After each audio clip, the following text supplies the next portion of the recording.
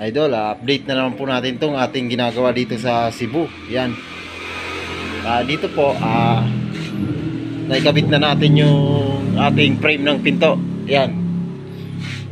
Hinihintay na lang natin yung magkakabit ng salamin para masukatan na nila itong ating ginawang frame ng pinto. Yan po, tubular lang yan, 2x2. Then yung hamba niya, tubular din, 2x2. Yan, pinabricate lang po natin yan. Ganun din dito sa mga frame ng bintana, 2x2 din yung mga ikakabit dyan ay kinabit natin na tubular. Then hinihintay na rin din natin yung ikakabit nilang glass para masukatan din itong ating ginawang pinto.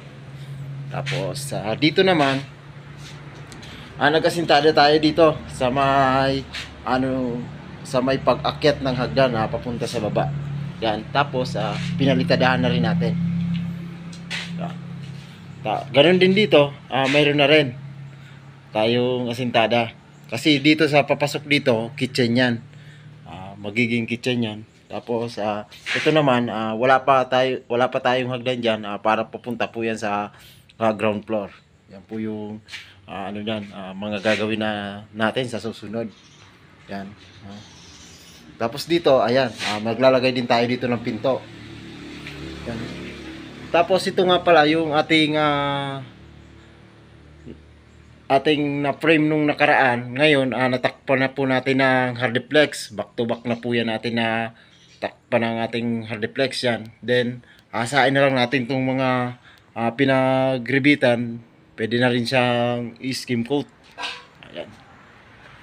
Tapos dito naman, doon okay na rin, natakpan na rin natin, back to back na rin po yan. Tapos doon sa medyo sa gilid na yon, naglagay tayo doon ng butas para sa exhaust. Ayan. Hindi muna natin tinabas yung doon sa likod. Pag mayroon na tayong exhaust, saka na lang natin naalisin yung hardiplex na doon para makasagang-sagang pa rin naman sa kung ano man ang makakapasok. Then yung mga electrical, nalagay na rin natin. Ito, may outlet dito. Then dito, nalagay na rin natin yung mga outlet na para dyan. Ayan. Nalagay na rin po natin. Then dito,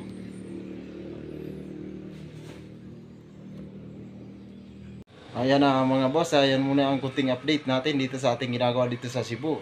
Please subscribe my YouTube channel and click na rin po. Yan, maraming salamat po and God bless.